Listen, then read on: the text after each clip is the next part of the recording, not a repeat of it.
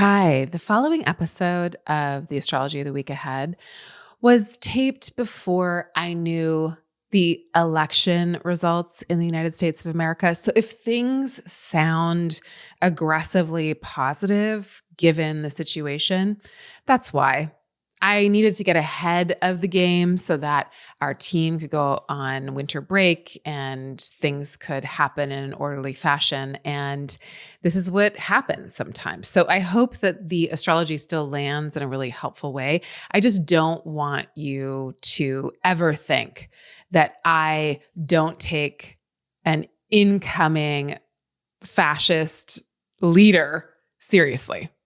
I take the situation that we're in exceptionally seriously. I think it's going to require all of us to do everything we can in every single moment that we can do it.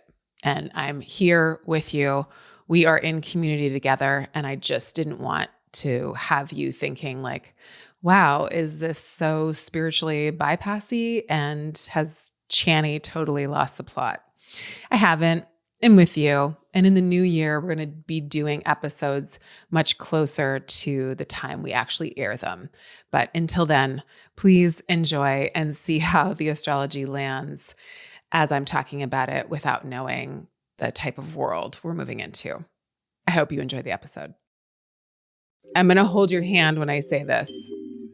You and I are going to do something challenging from now until April 17th. But I want you to understand one very important thing. It is going to bring the biggest rewards we could dream of come June. Hello and welcome. This is the Astrology of the Week Ahead podcast. And I am your astro bestie and your host, Chani Nicholas. And this week, we are talking about the week of January 6th. And it just so happens that on Monday, on January 6th, Mars, very retrograde, just made an opposition with Pluto. So last week on January 2nd, there was some very tense power dynamics and power struggles and emergent things that filled the air. They're probably still filling the air. You know, it is an anniversary of sorts. But on the 6th, Mars scuttles back into Cancer because it's retrograding from Leo into Cancer. And in Cancer, it does difficult things. It asks us to do difficult things, or we've got to do difficult things without the resources that we necessarily would like to have. So two things. Mars in Cancer is in a challenging situation, and Mars retrograde is in a challenging situation. So when you double them up, it's, all the more fun. And I want us to understand another thing. Come June, Jupiter, the planet that arguably does some of the best work possible in Cancer, is going to come into this sign, meaning this. From January 6th to April 17th, we've got Mars in Cancer. It is retrograde until February 23rd, I believe. So that'll be the toughest segment of the work here. And then it's going to still be in Cancer until the end of April. But whatever work we choose to do, whatever work we're being asked to do, whatever work we've got to do with this situation, January, February, March, April, I want us to remember that come June, we are going to be given so many blessings and so many opportunities for growth. So I want us to understand this thing. From now until April, if we put in some really good effort, if we cut things out of our life that are not working for us, if we make some difficult conversations, if we make some difficult decisions that we know we need to make, and we say no to things that we know we need to say no to, we are absolutely, I promise you, clearing space for some pretty immediate benefit. Like, it's not always immediate. We don't always get immediate gratification. And if you can think of June as fairly immediate in the grand scheme of things, then the work that we've got to do now, we might feel a little bit more encouraged to do it. We might be a little like, okay, great. I'm going to do this. This is good. This is good work to do. And it is good work to do because that's what Mars does. Mars is like, okay, well, where's your courage? What do you need to move towards? What do you need to cut ties with? Mars in Cancer is tricky because Cancer wants to create family, right? Cancer wants to create bonds. It wants to create something where safety is first and foremost. But Mars is a planet of action and going our own way and making sure that we can do things independently. And we can't rely on, nor can we get too comfortable in places that are too much about our security. And like safety is maybe too loaded of a word to say here, because obviously we need to be safe, but then also obviously in a lot of parts of life, we aren't, and we have to risk certain things for a greater sense of safety for all, right? Like we can't get too comfortable or we can't get complacent in what it is that makes us comfortable. But Cancer likes to get cozy. Cancer likes to be comfortable. And so Mars here is like the warrior, the one who's not supposed to rely on comfort in a style that's trying to be comfortable. So we've got something that doesn't make sense. We have a paradox here. The part of your chart that contains Cancer is getting a major moment of excavation and aggravation, and it needs your attention, like a lot. And so in this week's reading in the Chani app, I go into great detail about this part of your chart and what it might mean. But Mars in Cancer, as I say there, as you'll hear me say, and I've already said here, is kind of, it's phlegmy, right? Cancer is a sign of water, and if Mars is agitating and sometimes irritating and overheating or can do something to inflame the system, and there's water involved or something that is sticky and mucusy, it's like a congested type of feeling. It's a little gross. Mars in Cancer can kind of create that situation. So what feels like, okay, this is like a deeply embedded family issue or something I've learned from my family, or this is a sticky situation that I've got to try to find my way through. This is something that I need to rally my courage around. This is something that feels a little bit like quicksand. Like I can't just move in the way that I want to move as quickly as I want to because it's a little bit of a trap. And that's the deal with the beginning of the year. So we need to be really strategic.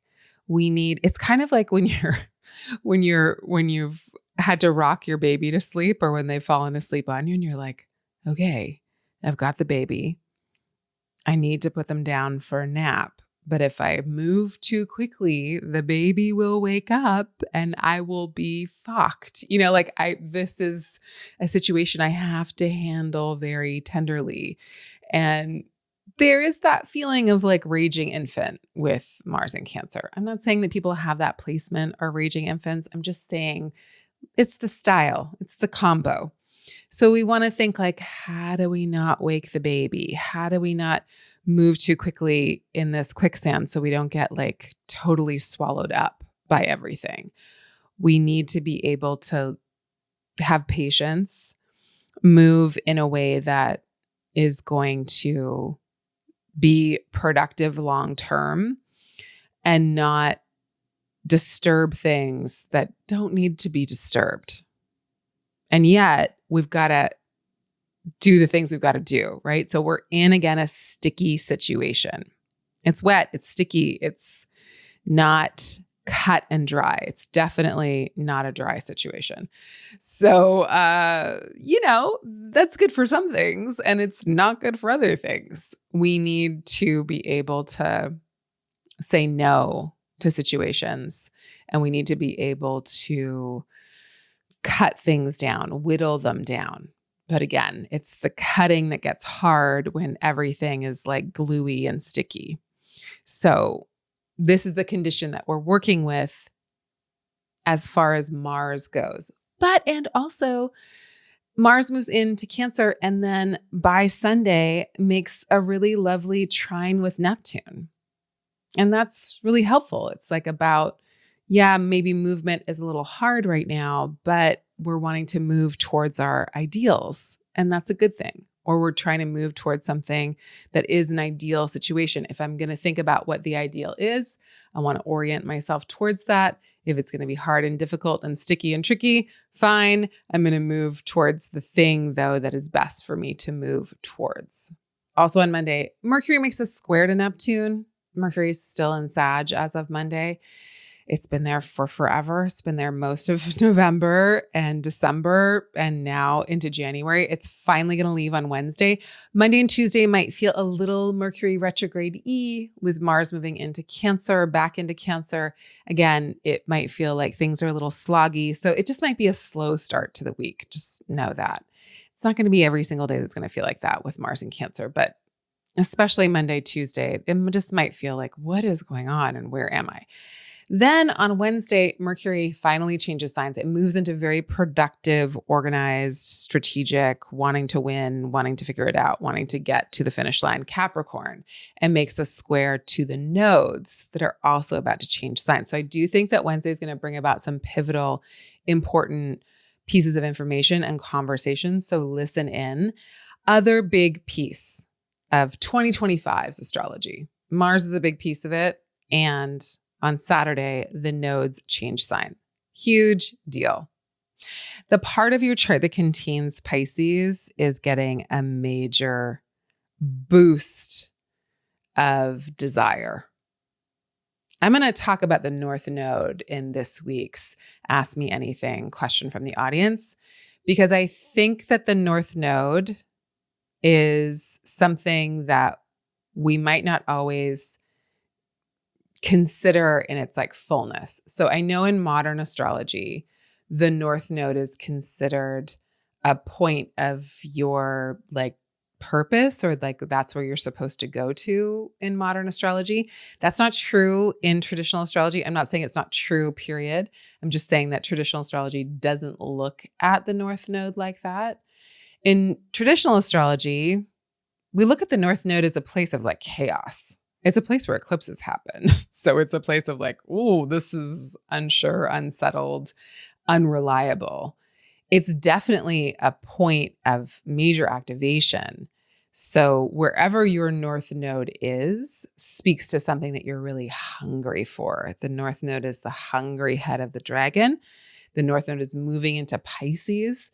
That means that the part of your chart that contains Pisces is going to receive this desirous kind of influence over the next 18 months. So in your reading this week, I also go into the area of your chart that contains Pisces. Check it out. Where is Pisces in your chart? This is getting a major moment from the North Node, and we will have eclipses near this point, and eventually we'll have an eclipse in Pisces about halfway through 2025.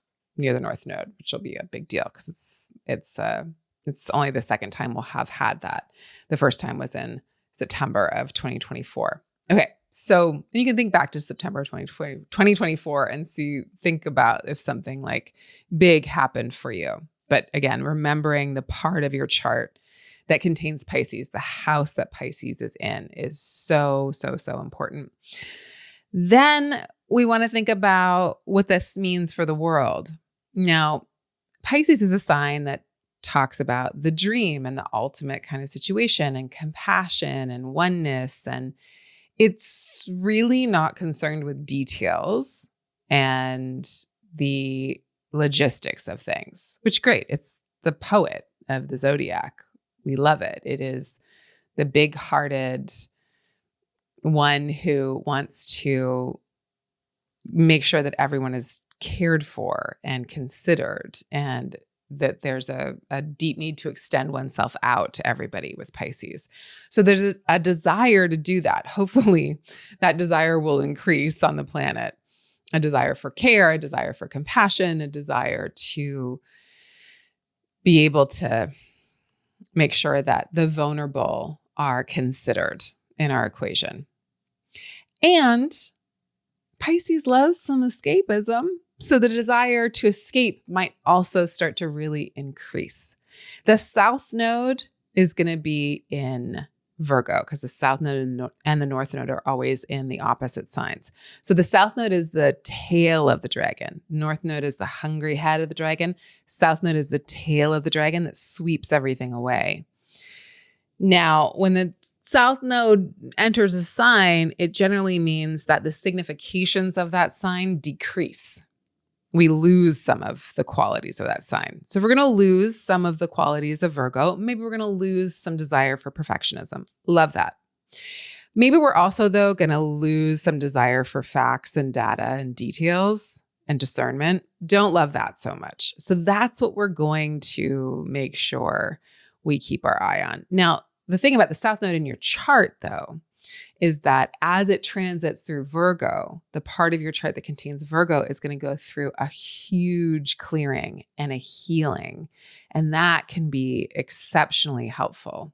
Not always easy, but really, really helpful. The first time we're going to have an eclipse near the South Node in Virgo will be this March. Big deal. First one that's happened in a couple decades. So nodes are changing signs. We're not going to know the full story of this until the eclipses roll out here, and the nodes take a while to move through this part of our chart. But the access in your chart that contains Pisces and Virgo, the houses in your chart that contain Pisces and Virgo, are a big piece of 2025's astrology. And this is the first change in a series of many changes this year. Make sure you listen to your year ahead reading. We've got them for every quarter of the year. I go very in depth into what each of these things means for you. Also, again, in your weekly reading, I do. Okay, that leads me to the weekly question from the audience, which is, how can I find my life purpose using my North Node placement? And my controversial take on this is that you cannot. That is not where I look for somebody's life purpose. It's just not it. To me, life purpose is a combination of 3/4 things: your sun, your moon, your ascendant, and the ruler of your ascendant, right? So that gives us 4. It's like 3 keys with a 4th element. Because your sun is how you shine. It's how you live out and express in the brightest way possible your life's purpose. The moon is your body. It's your physical incarnation into this world. It is your needs, and it's how you unpack your life's purpose day to day, week to week, month to month, year to year. Your ascendant is the most personal part of your astrology chart. Your ascendant is the you of your chart. It is your first house. It is the only part of your chart that is exclusively about you, your body, your appearance, but it's just the you of your chart because it is such a precise locator of your birth. It is about the exact time and the exact place that you were born. That's the rising sign. It's the sign that was coming up over the eastern horizon in the place that you were born at the time that you were born. It's very specific to you. It's the most specific thing to you in your chart. So the rising sign tells us about your motivation for coming into the body. The sun tells us how you're going to shine. The moon tells us what you need, how to nurture yourself, and how you're going to unpack your life's purpose a little bit at a time every single day. The planet that rules the sign of your ascendant, your rising sign, and where that planet is in your chart tells us the area of life that you must go to in order to feel fulfilled. It's so important. When I give readings, like when it's a first-time client, I start with the ruler of the ascendant. I start with the ascendant and then where the ruler of the ascendant is. I don't even get to the sun or the moon until I go through those two things and all that they mean. That's how important your ascendant and the ruler of your ascendant is. Then if you're born in the day, I go to your sun next. But if you're born at night, I go to the moon next. Because if you're born at night, the moon is your light leader. If you're born in the day, the sun is your light leader. So day charts, I go to the sun first and then the moon. Night charts, I go to the moon first and then the sun. But that's only after I do the ascendant and the ruler of the ascendant. I wrote a whole book on this. It's called You Were Born for This. And it keeps us rooted in those 3/4 key components. It's also in the Chani app. We talk about the 3 keys of your chart and how to best work with them. Because I think that when you locate yourself there in your chart, you cannot go wrong. You literally can't. You will not be able to not live a life that feels like it is of purpose if you're living out those things. The North Node will tell you what you're hungry for. It will tell you what you are insatiable for. If the North Node is in your first house, if it's in your rising sign, it'll tell you about your life's purpose. It'll tell you about your motivation. Or if your North Node is by or sitting with the ruler of your ascendant, the planet that rules the sign of your ascendant, your rising sign, it will tell you like, oof, you've got a huge desire to do this thing in life. But your North Node will tell you where your insatiable desire for life is.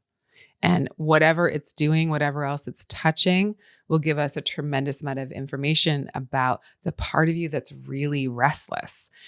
The North Node can help us to achieve a tremendous amount, but we also have to keep it in check because it will never feel fed. It will never have enough. It'll keep wanting and wanting and wanting and wanting. So we have to be in control of it. We have to be like, okay, look, this is actually good. I'm good. I don't need to have everything. There's a part of me that will desire that, but I don't need to have it all. You know, like if your North Node is in the 7th house, you might desire a lot of relationships or a lot from the people you're in relationship with, but it's up to you to kind of check that and to fill your own need for intimacy, as well as being in many different types of intimate committed partnerships. See what I mean? It's all about where it is. We have amazing write-ups about the North Node, both where it is in your natal chart and also where it's traveling through in the sky right now. So I highly suggest reading both of those and your South Node horoscope and your South Node placement. It's a good time to, as the nodes change, it's a nice moment to kind of reflect on how that works for us personally. All right, y'all, go listen to your year ahead reading, go listen to your weekly reading, all the readings, but this is the time to dig into like, how is this year unfolding? What are the ways in which I can slow down January and February? Because the rest of the year is filled with so much change. You're going to be glad that you were maybe feeling a little stuck at the beginning of the year. Maybe not feeling stuck. Maybe you won't be glad about that, but maybe glad that you couldn't move as quickly as your mind was telling you to, or as the world was telling you to. If things feel a little slow right now, okay, that's where we are. Maybe we're a little stuck. It's fine. In the stuckness, there will be a point of release. We just can't be like moving around and thrashing around for no good reason. Conserve your energy. You know that like trap that Hermione and Ron and Harry fall into in one of the episodes, one of the books, and like the more they wriggle, the more stuck they get. That's kind of like a Mars and Cancer situation, especially coming off of the opposition with Pluto. You want to relax into this moment. Try not to struggle against things you don't need to struggle against. Be with the tempo that is. And then maybe we can slowly start to get unstuck from it all. All right. I'll see you back here next week for a reading on the full moon in Cancer conjunct Mars. It's a big Mars week next week. It's a big Cancer week. It's a lot of feelings. And we're going to talk about how to unravel them and parse them out and be able to understand what they are. So I'll see you back here next week. Until then, sending you lots of love, many blessings. Bye for now.